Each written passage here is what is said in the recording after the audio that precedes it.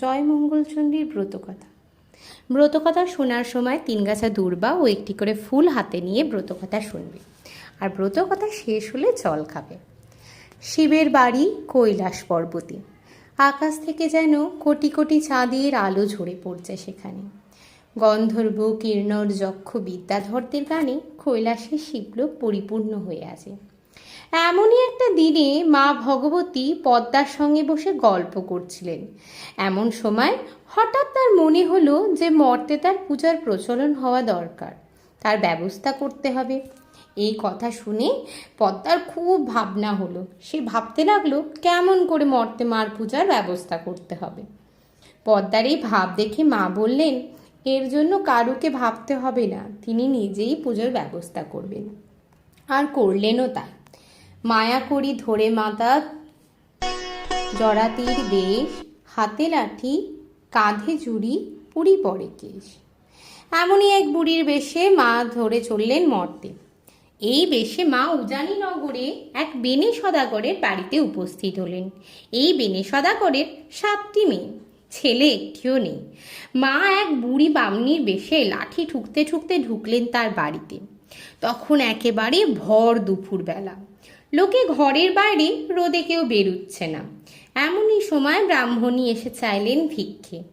বেনে বউ তখনই চাল আর টাকা থালায় নিয়ে ভিক্ষে দিতে এলেন। ব্রাহ্মণী তাকে জিজ্ঞাসা করলেন, হ্যাঁ মা, তোমার ছেলে মেয়ে কটি? বেনে বউ বলল, আমার 7টি মেয়ে হয়েছে, ছেলে একটিও হয়নি। বেনে বউয়ের উত্তর শুনে মা তার হাত থেকে আর ভিক্ষা নিলেন না। তিনি বললেন, ছেলে আটকুড়োর মুখ দেখতে নেই, এই বলে চলে গেলেন। এক ব্রাহ্মণী বাড়ি থেকে বেরিয়ে গেলেন ভিক্ষে না নিয়ে। এতে বেনে বউয়ের খুব দুঃখ হলো। সে ভিক্ষের থালা ছুঁড়ে কাঁদতে লাগলো। বেনে বউয়ের কান্না শুনে 7 মেয়ে ছুটে এলো, দাস দাসী এলো, সদাগর এলেন। অনেক অনুনয়ের পর বেনে বউয়ের কান্নার কথা জানার পরে সদাগর জানতে পারলেন যে বেনে বউ ভিখারিনী, ভিক্ষে নেয়নি বলে কাঁদছে। সেই শুনে সদাগর ছুটলেন লোকজন নিয়ে বুড়ির খোঁজে। কিছু দূর গিয়েই সদাগর একটা অশ্বত্থ গাছতলায় বুড়িকে বসে থাকতে দেখল। সদাগর অমনি গিয়ে বুড়ির পা দুখানি চেপে ধরে বলল, মা, আমার বউ ছেলে আটকুড়ো বলে তার হাতে ভিক্ষে নাওনি, এতে তার খুবই কষ্ট হয়েছে। এখন তুমি মা দয়া করে একটা ওষুধ দাও, যাতে সে ছেলের মুখ দেখতে পায়। বুড়ি সব শুনে চুপ করে রইল। শেষে অনেক সাধ্য সাধনার পর বলল, তুই যখন নেহাতি ছাড়বি না, তখন তোকে একটা ফুল দিচ্ছি, এটা নিয়ে যা। ফুলটাকে খুব সাবধানে রাখবি। বেনে বউ যখন অশুচি হবার পর 4 দিন পরে চান করে উঠবে, তখন তাকে ফুল ধোয়া জল খেতে বলিস, তাহলেই তোর চাঁদের মতন ছেলে হবে। বুড়ির কাছ থেকে ফুল পেয়ে সদাগর ছুটল বাড়িতে এবং তার বউয়ের হাতে ফুলটি দিয়ে তাকে সব কথা বলল। কিছুদিন গেলে এইবার বেনি বউ অশুচি হওয়ার পর চান করে উঠে সেই ফুল ধোয়া জল খেল। মা ভগবতীর দয়ায় অল্প দিনের মধ্যেই বেনি বউয়ের পেটে সন্তান এলো। বুড়ো বয়সে বউ গর্ভবতী হয়েছে, সকলের আনন্দ আর ধরে না। ক্রমে 9 মাস 9 দিন পর বেনি বউয়ের শ্রাদ্ধ দেওয়া হলো। এইভাবে 10 মাস 10 দিন কেটে যাওয়ার পরে বউয়ের চরম প্রসব বেদনা উঠল। কিন্তু প্রসব বেদনায় কষ্ট পেতে লাগলেও প্রসব কিছুতেই হয় না। সকলে খুবই ভাবনায় পড়েছে। এমন সময় একজন বৃদ্ধা এসে বউয়ের এই অবস্থা দেখে বলল, বৌমাকে বলো মা দুর্গাকে ডাকুক, তাহলেই দুর্গতি দূর হবে। এই কথা শুনে বেনে বউ কেঁদে কেঁদে মা ভবানীকে ডাকতে লাগলো। এমন সময় কৈলাসে মা ভবানী সিংহাসন টলে উঠল। মা তখন পদ্মাকে জিজ্ঞাসা করলেন, হ্যাঁ রে পদ্মা, হঠাৎ আমার সিংহাসন এইভাবে টলে উঠলো কেন? পদ্মা তখন মাকে বললেন, মা, তুমি যে বেনে বউকে ওষুধ দিয়েছিলে ছেলে হবার জন্য, আজ সে প্রসব বেদনায় খুব কষ্ট পাচ্ছে। পদ্মার কথা শুনে মা আবার বুড়ির বেশে চললেন মর্তে। মা তখন বেনি বউয়ের বাড়িতে গিয়ে একটি মেয়েকে জিজ্ঞাসা করলেন, হ্যাঁ গা, কি হয়েছে? তোমার বউদের বাড়িতে এত লোকজন কেন? মেয়েটি তখন বুড়িকে সব কথা বলল। বুড়ি তখন বলল, আমি কি বউরানীর কে একবার দেখতে পারি? মেয়েটি বলল, কেন পারবে না মা? এই বলে মেয়েটি বুড়িকে নিয়ে গেল বেনি বউয়ের কাছে। বুড়ি তখন বলল, ঘর থেকে সবাই বেরিয়ে যাও, আমি একলা বউরানীর কাছে থাকবো। তোমাদের কোনো ভয় নেই। বুড়ির কথা মতো সকলে ঘর থেকে বেরিয়ে যেতেই বুড়ি বেশে মা ভগবতী বৌরানীর গায়ে তার পদ্মহস্ত বুলিয়ে দিলেন। সঙ্গে সঙ্গে বেনি বউ একটি চাঁদের মতো ছেলে প্রসব করলো। মা ভবানী তখন ছেলেটিকে একটু আদর করে বললেন, এর নাম রেখো জয়দেব। এই বলে মা অদৃশ্য হয়ে গেলেন। এইভাবে বেশ কিছুদিন কেটে গেল। হঠাৎ আবার মা ভগবতীর সিংহাসন টলে উঠল। আবার বুড়ির বেশে মা গিয়ে হাজির হলেন ধনপতি সদাগরের বাড়িতে। তেমনি দুপুরবেলায় সেখানে গিয়ে চাইলেন ভিক্ষে। ধনপতির বউ তাড়াতাড়ি থালায় চাল টাকা নিয়ে বুড়িকে ভিক্ষে দিতে এলো। বুড়ি তাকে জিজ্ঞাসা করলেন, হ্যাঁ মা, তোমার ছেলে মেয়ে কটি? বেনে বউ বলল, আমার 7টি ছেলে, মেয়ে একটিও হয়নি। এই কথা শুনে বুড়ি আর ভিক্ষে নিলেন না, শুধু বলে গেলেন, ছেলে 8 কুড়োর মুখ দেখতে আছে, তবু মেয়ে 8 কুড়োর মুখ দেখতে নাই। এই কথা শুনে বেনে বউয়ে ভিক্ষার থালা ছুঁড়ে ফেলে কাঁদতে লাগলেন। বাড়ি শুদ্ধ সকলে ছুটে এলো। সকলে কান্নার কারণ জিজ্ঞাসা করলো, কিন্তু বেনে বউ কোনো উত্তরই দেয় না। অনেক সাধনার পর সে বলল যে এক ব্রাহ্মণই তার হাতে ভিক্ষে না নিয়ে চলে গেছে, আর বলে গেছে ছেলে 8 কুড়োর মুখ দেখতে আছে, কিন্তু মেয়ে 8 কুড়োর মুখ দেখতে নেই। এই কথা বলার পর বেনে বউ খুব কাঁদতে লাগলো। মেয়ে না হলে তার কিছুতেই সে প্রাণ রাখবে না। সদাগর চলল বুড়ির খোঁজে। কিছু দূর গিয়ে তাকে একটি বট গাছের নিচে বসে থাকতে পাওয়া গেল। সে তার মায়ের পা দুটি ধরে বললেন, মা, আমার মেয়ে হয়নি বলে তুমি আমার বউয়ের হাতে ভিক্ষে নাওনি? সে কেঁদে কেঁদে সারা হচ্ছে। এখন কি করে আমার মেয়ে 8 কুড়ো নাম ঘুচবে? তুমি তার ব্যবস্থা করে দাও। সদাগরের কথা শুনে মার দয়া হলো। তখন তিনি তার ঝুলির ভেতর থেকে একটি ফুল বার করে সদাগরের হাতে দিলেন আর বললেন, এটা তুই নিয়ে যা, আর খুব যত্ন করে রাখিস। তোর বউ অশুচি হওয়ার পর 4 দিন পরে যখন শুচি হয়ে উঠবে, এই ফুলটা ধুয়ে জল খেতে বলিস, তাহলেই ফুলের মতো মেয়ে হবে। এর কিছুদিন পর বেনে বউ গর্ভবতী হলো। 10 মাস 10 দিন কেটে যাওয়ার পর প্রসব বেদনা দেখা দিল। প্রসব কিছুতে হতে চায় না। মা পদ্মার কাছে সব কথা শুনতে পেয়ে চললেন আবার বুড়ির বেশে মর্তে। বুড়ির বেশে আতুর ঘরে এসে ঢুকলেন এবং সকলকে বললেন, তোমরা একটু বেরিয়ে যাও, আমি বউয়ের কাছে একা থাকবো। বুড়ির কথা শুনে সকলে যেন আবিষ্ট হয়ে ঘর থেকে বেরিয়ে গেল। বুড়ি তখন ঘরের দরজা বন্ধ করে দিয়ে বেনে বউয়ের গায়ে হাত বুলে দিল। সঙ্গে সঙ্গে বেনে বউ একটি ফুলের মতো প্রসব করলো মেয়ে সন্তান।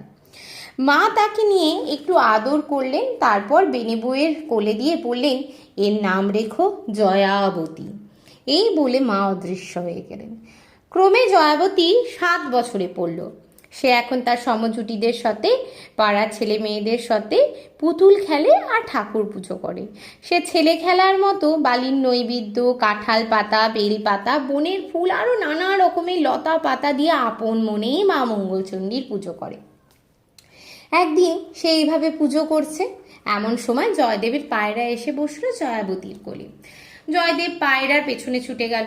সে এসে দেখলো পায়রা জয়াবতীর কোলে বসে। জয়দেব বললে, আমার পায়রা দাও। জয়াবতী বললে, বারে, পায়রা আমার কোলে এসে বসেছে, আমি তোমায় পায়রা দেব কেন? না, আমি দেব না। জয়দেব ছাড়বার পাত্র নয়। সে তার পায়রা নিয়েই ছাড়লো।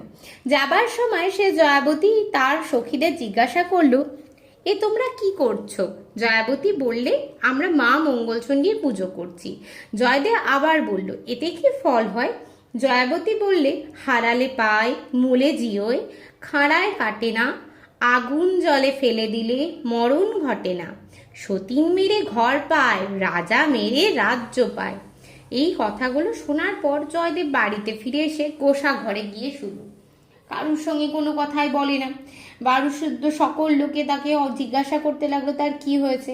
অনেক অনুনয় বিনয় পরে জয়াবতীকে বিয়ে করার প্রস্তাব সে তার মাকে জানালো। জয়দেবের মা এই কথা শুনে বললেন, তা এই তোর কথা, এতে ভাবনার কি আছে? ওরা তো আমাদেরই জাতি। শীঘ্রই জয়াবতীর সাথে জয়দেবের বিয়ের ব্যবস্থা করা হলো। কিছুদিন পরে বেনে সদাগর জয়াবতীর সাথে ধনপতি সদাগরের মেয়ের বিয়ে দিতে প্রস্তাব পাঠালেন। ধনপতি ও বেনে সদাগরের কথা লোক মুখে শুনে খুব খুশি হয়ে বিয়ে দিতে চাইল। বিয়ের দিন স্থির হলো জ্যৈষ্ঠ মাসের মঙ্গলবার। জ্যৈষ্ঠ মাসের মঙ্গলবার ব্রতের দিন খুব ধুমধাম করে জয়দেবের সাথে জয়াবতীর বিয়ে হল। বিয়ের দিন রাত্রে বাসর ঘরে জয়াবতী আঁচলে বাঁধা গদ বার করে খেয়ে নিল। তাই দেখে জয়দেব বলল, ও কি, তুমি কোনো তুকতাক করলে নাকি? জয়াবতী বলল, তুকতাক কিছুই করিনি, জয় মঙ্গলবারের ব্রত করেছি তাই গদ খেলুম। বিয়ের পরদিন ধনপতি সদাগর জয়াবতীকে সোনার গহনা একেবারে মুড়িয়ে দিলেন আর অনেক ধন রত্ন দিয়ে বর কনেকে বিদায় করলেন। যাবার সময় জয়দেব তার বাবাকে বলল, তাদের সঙ্গে না গিয়ে বউকে নিয়ে সে আলাদা ডিঙিতে যাবে। তার ইচ্ছায় সেই ব্যবস্থাই করে দেওয়া হলো।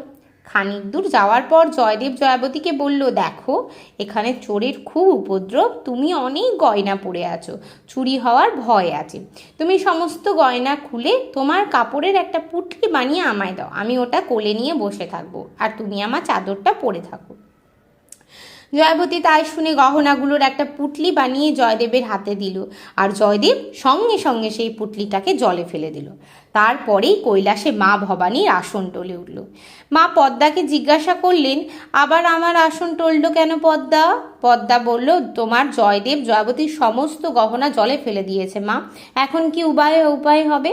দেবী ভবানী তক্ষুনি রাঘব বোয়ালকে ডেকে বললেন, আমার জয়াবতীর সমস্ত গহনা জয়দেব জলে ফেলে দিয়েছে, তুমি ওটাকে এক্ষুনি গিলে পেটের মধ্যে রাখো আর খাল বিল নদী পুকুরের সমস্ত মাছকে ডেকে বলে দাও, কাল থেকে 3 দিন যেন তারা গভীর জলের মধ্যে লুকিয়ে থাকে।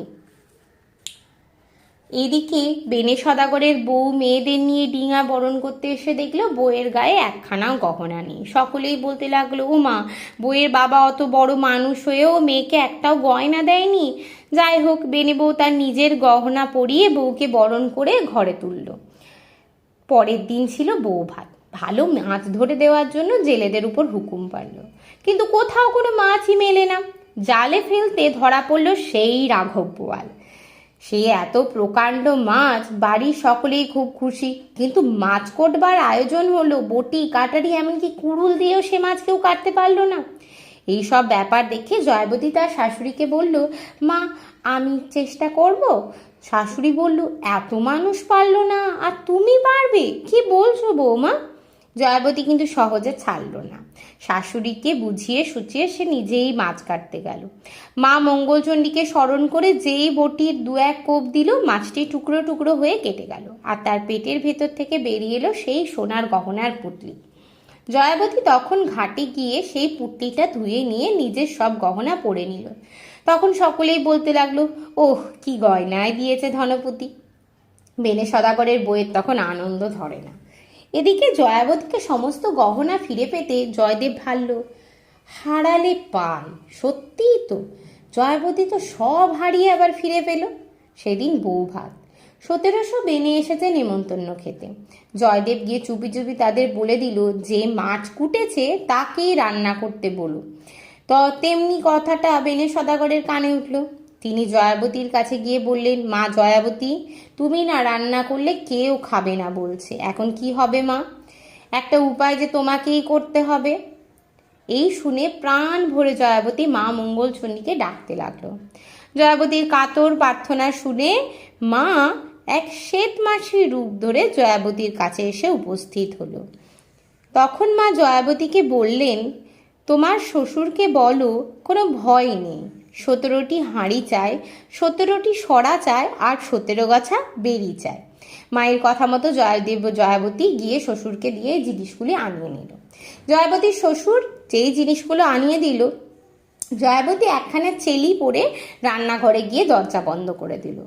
মা মঙ্গলচণ্ডীর দয়ায় তখন 17টি উনুন একসঙ্গে জ্বলে উঠল। দেখতে দেখতে হাঁড়িগুলোতে রান্না চেপে গেল, রান্না হয়েও গেল অল্প সময়ের মধ্যে। মা তখন জয়াবতীর কাপড়ে আর পিরুতে একটি হলুদ লাগিয়ে দিয়ে বললেন, এবার গিয়ে বলো সব রান্না হয়ে গেছে। রান্না সেরে জয়াবতীকে রান্নাঘর থেকে বেরিয়ে আসতে দেখে সব রান্না হয়ে গেছে শুনে সদাগরের বউ তো আশ্চর্য হলেন। তার তো আনন্দের অন্ত নাই। সকলে জয়দেবীর খুব সুখ্যাতি করতে লাগলো। জয়দেব এবার আবার গিয়ে বেনেদের বলে এলো, তারা যেন যিনি রান্না করেছেন তিনি পরিবেশন করেন, তবেই খাবেন। এই কথা বেনে সদাগর জানানোর পর জয়াবতীর শাশুড়ি গিয়ে জয়াবতীকে বলল, বেনেরা বলেছে যে তারা জয়াবতী পরিবেশন করলে তবেই খাবেন। জয়াবতী আবার মাকে স্মরণ করলো।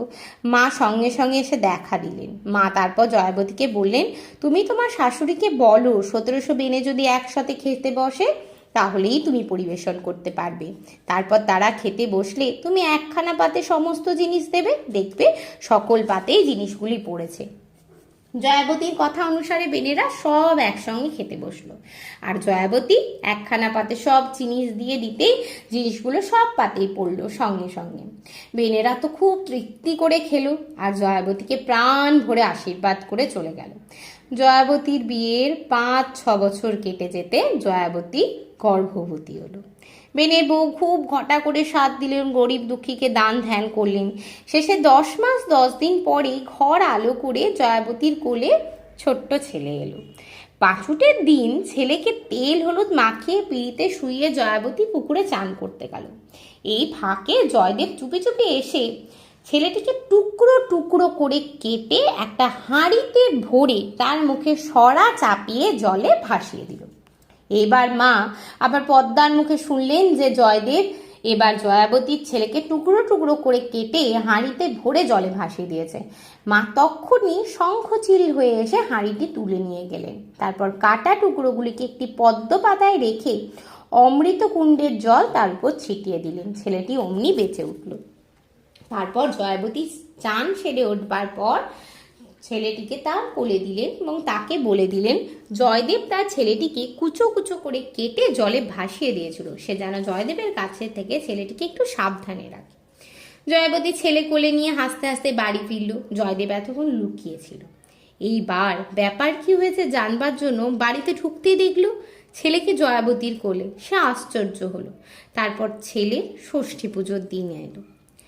ছেলেকে একলা পেয়ে সে আবার তার ঘাড় ভেঙে পুকুর ঘাটে কাঠের নিচে পুঁতে রেখে এলো।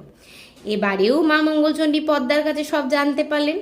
মা তখন জলদেবীকে ডেকে বললেন, আমার ব্রতদাসী জয়াবতীর ছেলেকে জয়দেব তুলে নিয়ে গিয়ে তার ঘাড় ভেঙে পুকুরে ঘাটের নিচে পুঁতে রেখেছে। জয়াবতী চান করে উঠলে ছেলেকে তার কোলে দিও। জয়াবতী চান করে উঠবার পর জলদেবী মায়ের কথা মতো ছেলেকে জয়াবতীর কোলে দিলেন এবং বললেন, মা, জয়দেব তোমার ছেলেকে আজ মেরে রই কাঠের নিচে পুঁতে রেখেছিল। জয়দেবের কাছ থেকে ছেলেকে সাবধানে রেখো মা। জয়াবতী ছেলে কোলে নিয়ে আনন্দে ষষ্ঠী পুজো করল। এবারেও জয়দেব লুকিয়েছিল। পরে বাড়ি ঢুকে সে সমস্ত কিছু দেখল এবং বুঝলো সত্যি। এইভাবে আরো 6 মাস কেটে গেল। এইবারে এসে গেল ছেলের ভাতের দিন। ছেলের ভাত উপলক্ষে 1700 বেনে এসেছে নিমন্ত্রণ খেতে। বাড়ি ভর্তি লোকজন। নিমন্ত্রণ পেয়ে অনেক দূর দূর থেকে বেনে সদাগরের বাড়িতে লোক এসেছে। ক্রমে এসে গেল সেই দিন। জয়াবতী ভাতের দিনে ছেলেকে নাইয়ে ধুইয়ে গহনা পরিয়ে রেখে গেল চান করতে। এদিকে জয়দেব সুযোগ খুঁজছিল। এই ফাঁকে সে ছেলেটিকে তুলে নিয়ে গিয়ে কুমোরদের পোয়ানে রেখে এলো। সেই দিনই আবার ছিল পোয়ানে আগুন দেবার কথা। সেই মতো কুমোরেরা পোয়ানে আগুন দিল, কিন্তু আগুন আর ধরল না। তারা কত রকমের চেষ্টা করলো, কিন্তু আগুন ধরাতে পারল না। মা সব কিছু জানতে পেয়ে আবার বুড়ির বেশে চললেন মর্তে। সেখানে গিয়ে কুমোরদেরকে জিজ্ঞাসা করলেন, তোমরা এখানে কি করছো? বলল, মা, আগুন কিছুতে আমরা ধরাতে পারছি না। মা যেই পোয়ান থেকে ছেলেটিকে বের করে নিল সঙ্গে সঙ্গে আগুন ধরে উঠল। তখন মা আবার সেই ছেলেটিকে গিয়ে জয়াবতীর কোলে দিয়ে বলল, তোমায় কতবার বলেছি যে ছেলেটিকে সাবধানে রেখো মা, তা তুমি পারছো না। আর জয়দেব তোমার ছেলেকে নিয়ে কুমোরদের পোয়ানের ভেতর রেখে এসেছিল। এই কথা বলে জয়াবতীর চার ছেলেকে আশীর্বাদ করে মা অদৃশ্য হয়ে গেলেন। সন্ধ্যের পর যখন জয়দেব বাড়ি ঢুকে এলো, দেখলো যে ছেলে বেশ আনন্দেই মায়ের কোলে খেলা করছে। এইবারে জয়দেব বুঝলো 3 বার চেষ্টা করেও ছেলেটার ক্ষতি করা গেল না। তখন এই কথা মানতেই হবে যে ব্রতের ফলের অন্যথা হয় না। এরপরে আর একদিন শেষ দেখবার জন্য ছেলেটিকে কাটারি দিয়ে কাটতে যাবে, এমন সময় জয়াবতী এসে তার হাত ধরে বলল, এ কি করছো তুমি? এত করেও তোমার বিশ্বাস হয়নি মায়ের উপর? জয়দেব বেশ খানিকটা লজ্জিত হয়ে বলল, হ্যাঁ, আমার বিশ্বাস হয়েছে মা মঙ্গলচণ্ডীর উপর। এখন থেকে জয়দেব আর কোনো অঘটন ঘটানোর চেষ্টা করলো না। জয়াবতীকে নিয়ে সে বেশ সুখে ঘর করতে লাগলো। পরে তাদের আরও কতগুলো ছেলে মেয়ে হলো। জয়াবতী আর শ্বশুর শাশুড়ি নাতি নাতনির মুখ দেখে আনন্দে দিন কাটিয়ে স্বর্গে চলে গেলেন। জয়াবতী আর জয়দেব তার ছেলে মেয়েদের মা মঙ্গলচণ্ডীর ব্রতের কথা প্রচার করার পথ শিখিয়ে দিয়ে গেলেন আর তাদেরও প্রচার করতে বললেন। তারপর এক শুভ দিনে স্বয়ং ভগবান পুষ্পক রথ পাঠিয়ে দিলেন। জয়দেব আর জয়াবতী জীবন্ত অবস্থায় সেই রথে চড়ে স্বর্গে চলে গেল। সকলে তাদের এই অবস্থা দেখে খুব ধন্য ধন্য করতে লাগলো। সেই থেকে জয়মঙ্গলবারের ব্রত কথা চারিদিকে পৃথিবীময় ছড়িয়ে পড়ল। ব্রতের ফল: যে স্ত্রীলোক জয়মঙ্গলবারের ব্রত পালন করে সে কখনো জলে ডোবে না, আগুনে পড়ে না, কোনো অস্ত্রের ঘায়ে তার মরণ হয় না, আর তার সকল হারানিধি ফিরে পায়।